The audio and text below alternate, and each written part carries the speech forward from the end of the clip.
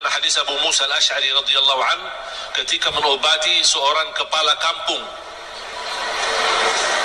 yang sempat sakit, kemudian dibacakan Al-Fatihah, kemudian faka'annama nashita min iqal, sampai dia sembuh seperti tidak pernah sakit. Bismillahirrahmanirrahim. Assalamualaikum warahmatullahi wabarakatuh. Alhamdulillahirabbil alamin. Allahumma shalli ala sayyidina Muhammad wa ala ali sayyidina Muhammad.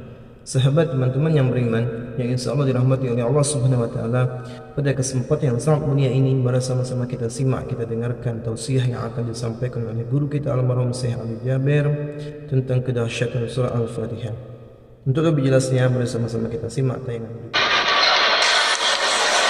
Bismillahirrahmanirrahim.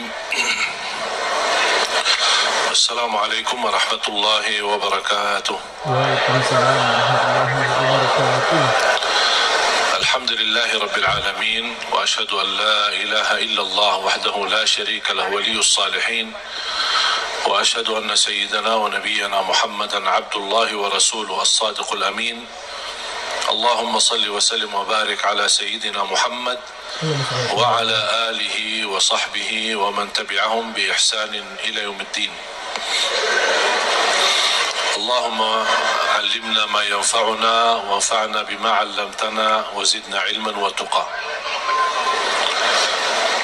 Para jemaah sekalian yang dimuliakan Allah Subhanahu wa taala,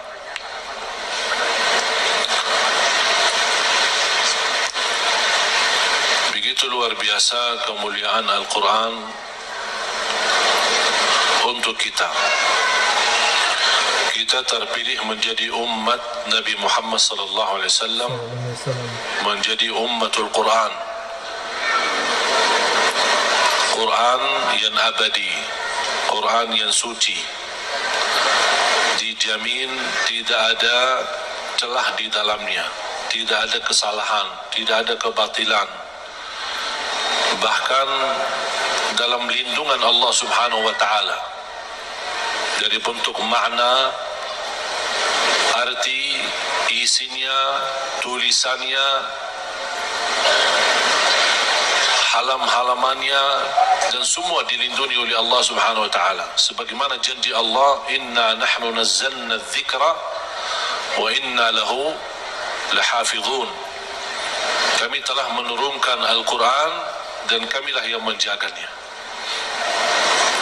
Termasuk terjaga ahlul Quran. Bukan hanya Al-Quran sendiri yang terjaga, tetapi ahlul Quran pun dijaga oleh Allah Subhanahu wa taala. Bahkan salah satu lindungan Allah Subhanahu wa taala kepada kita melalui Al-Quran, akan dilindungi oleh Allah ahlul Quran dari siksa neraka Jahannam.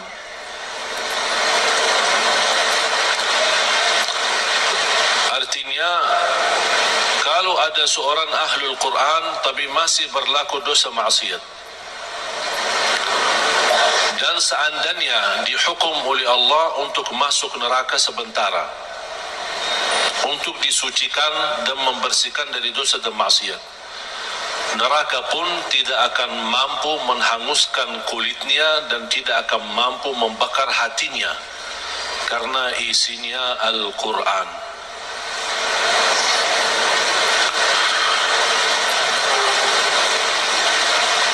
Banyak kelebihan Al-Quran untuk kita.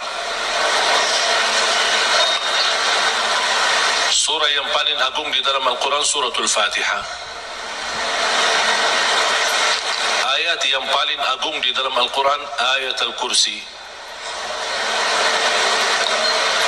Suratul Fatihah, kalau boleh saya artikan, dialog sama Allah, berdialog dengan Allah.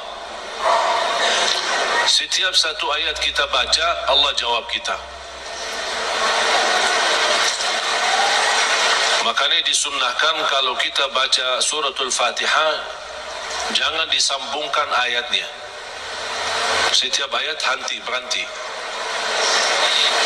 Sebagaimana dijelaskan oleh Siti Aisyah radhiyallahu anha, kana Rasulullah SAW idza qara'a al-Fatihah kana yufassiruha tafsira. Ketika Rasulullah SAW membaca suratul Fatihah, seperti dia mentafsirkan suratul Fatihah.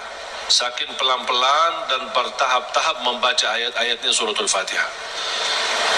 Menunjukkan beradab sama Allah Subhanahu wa taala. Kehormatan karena dia sedang berdialog dengan Allah melalui bacaan suratul Fatihah.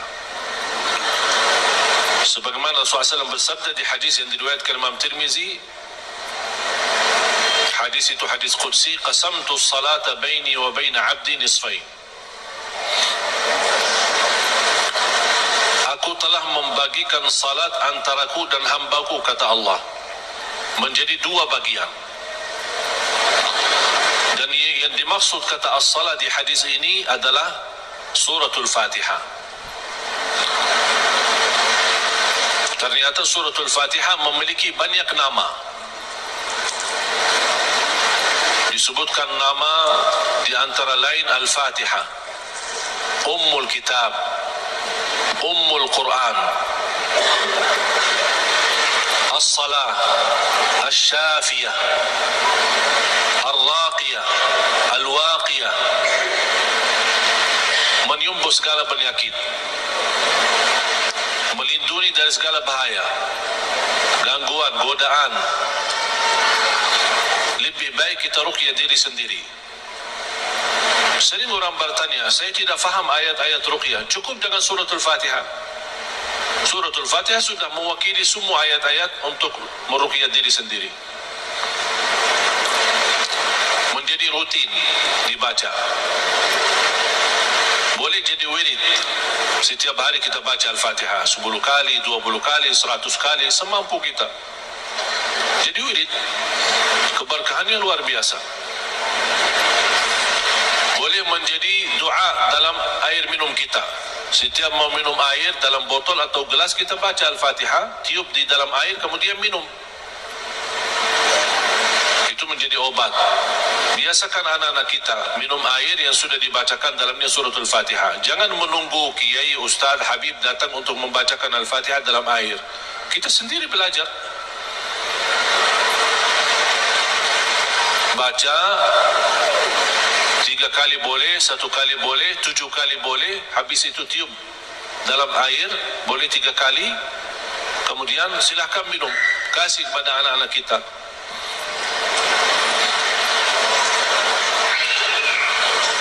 Al-Fatihah sebagai obat menyembuhkan penyakit kita.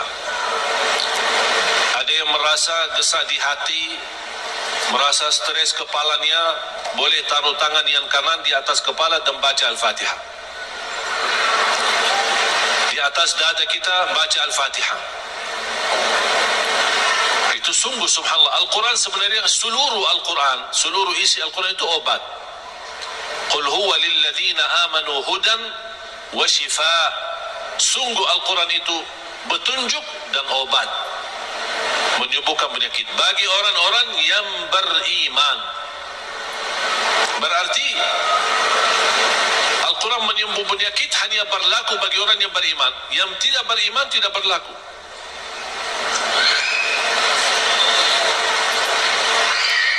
Dan banyak hadis yang menunjukkan Al-Fatihah itu sebagai ruqyah.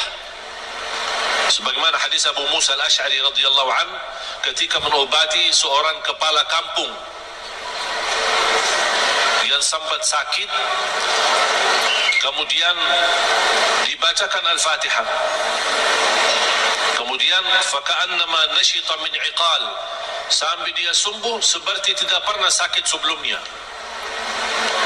Dan mereka mencerita ketika mereka pulang ke Madinah bertemu Rasulullah SAW, mereka mencerita apa yang terjadi bersama orang kampung. Di antaranya kepala kampung yang sedang sakit, dibacakan Al-Fatihah, dia sembuh. Rasulullah SAW bersabda, wa ma yudrika annaha ruqyah. Dari mana wahai Abu Musa kamu tahu itu ruqyah? Itu menunjukkan Rasul setuju dengan perilaku Abu Musa Al-Asy'ari.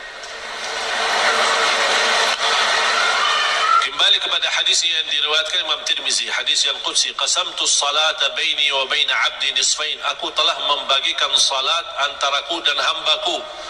Ini Allah yang sedang bicara di hadis qudsi itu. berarti salah satu nama suratul Fatihah As-Salah namanya. Kenapa dinamakan As-Salah? Karena tidak sah salat kita tanpa suratul Fatihah. Qasamtu as-salata baini wa baina 'abdi nisfain. Aku telah membagikan salat itu antaraku dan hambaku dua bagian. Fa idza qara'a 'abdi alhamdulillahi rabbil alamin qala Allah hamadani 'abdi. Ketika hamba berkata alhamdulillahi rabbil alamin qala Allah jawab.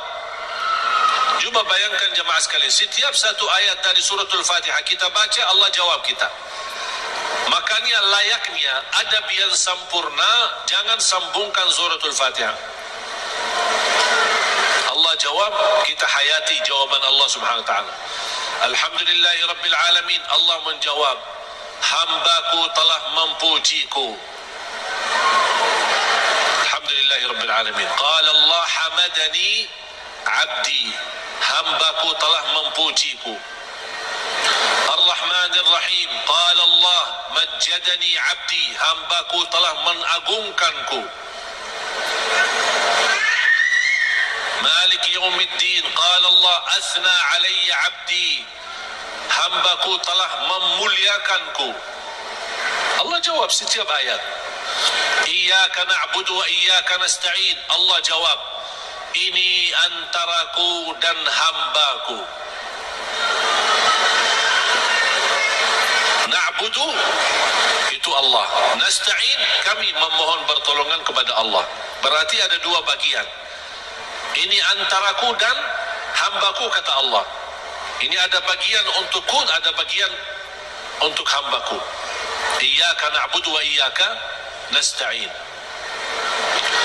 Dan terpilih kata nasta'in memang sangat pas. Kenapa tidak terpilih iyyaka na'budu wa iyyaka natawakkal? Iyyaka na'budu wa iyyaka nasbir. Iyyaka na'budu wa iyyaka nu'min.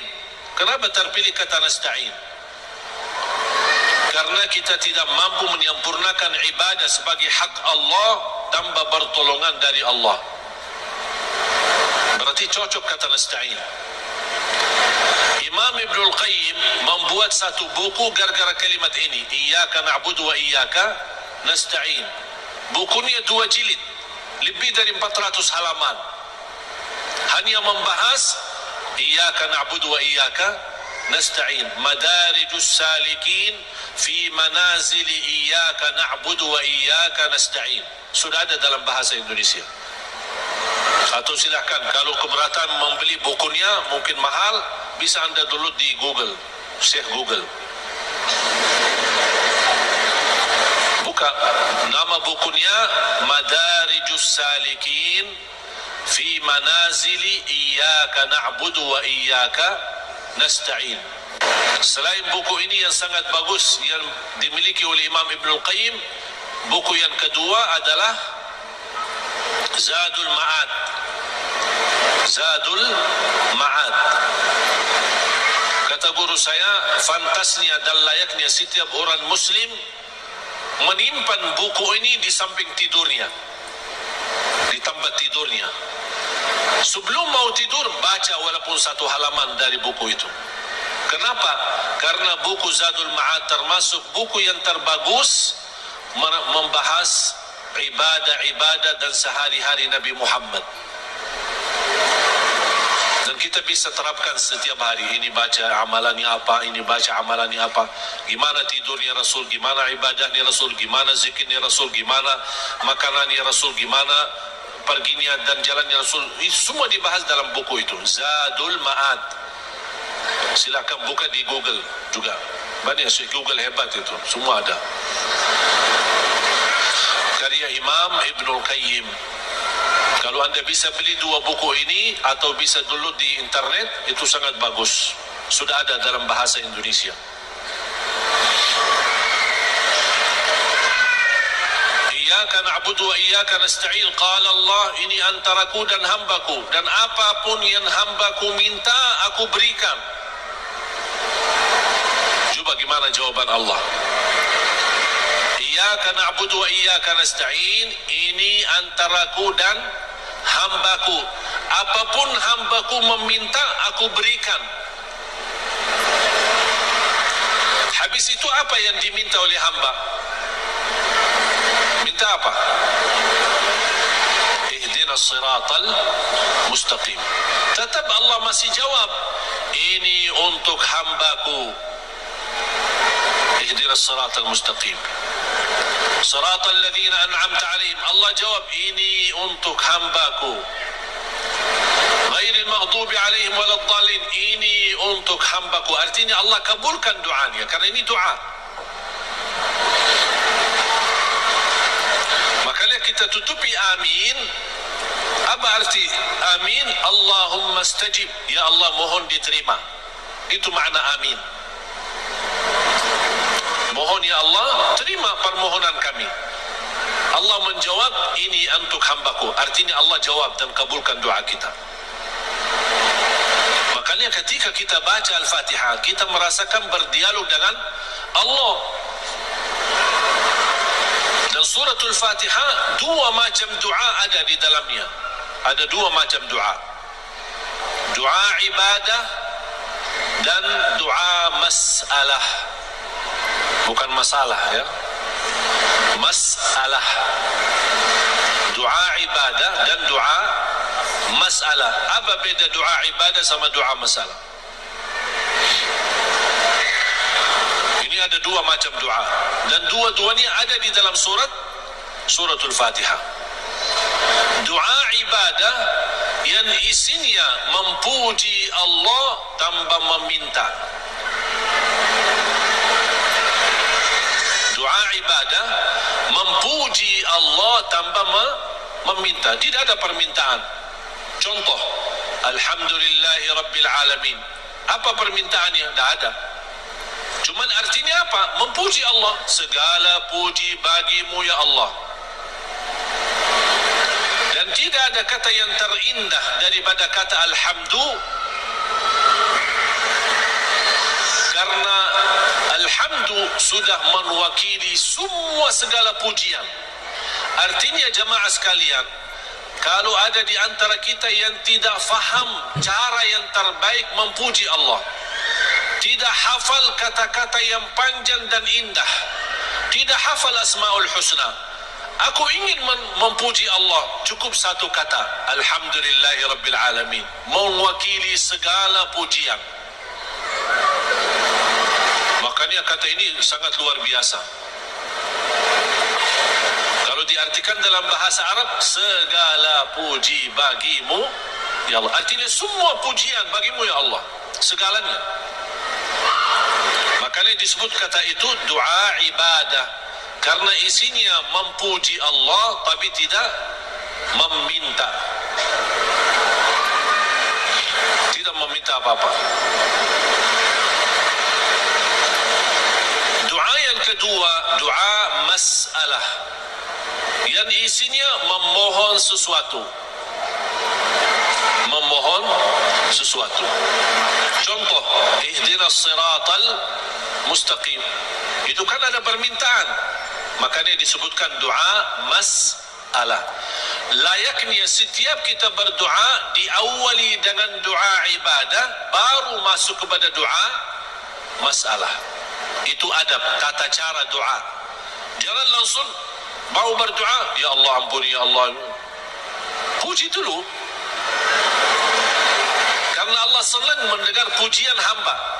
Allah senang. Buat Allah senang dulu, baru minta. Dan itu sudah dibuktikan oleh suratul Fatihah. Makanya saya selalu berkata, bagi orang awam yang tidak bisa berdoa, tidak mampu doa, tidak hafal doa, atau tidak memfahami bagaimana dia bisa berdoa, dia cukup membaca Al-Fatihah mewakili semua doa. Alhamdulillahirrabbilalamin. Sahabat yang beriman, itulah tadi ilmu yang disampaikan oleh guru kita. Mudah-mudahan bermanfaat, mudah-mudahan kita dapat istiqomah mengamalkan surah Al-Fatihah ini, mempelajari surah Al-Fatihah ini, karena ini sangat penting. Karena tidak sah salat kita tanpa surah Al-Fatihah. Maka dari itu mari kita pelajari surah Al-Fatihah dengan baik dan benar, tajwidnya dan lain sebagainya. kemudian bisa juga dijadikan sebagai ruqyah, doa dan lain sebagainya. Mudah-mudahan kita istiqomah mengamalkannya. Amin amin ya rabbal alamin. Mungkin itu saja yang sudah saya sampaikan. Saya akhiri. Wassalamualaikum warahmatullahi wabarakatuh.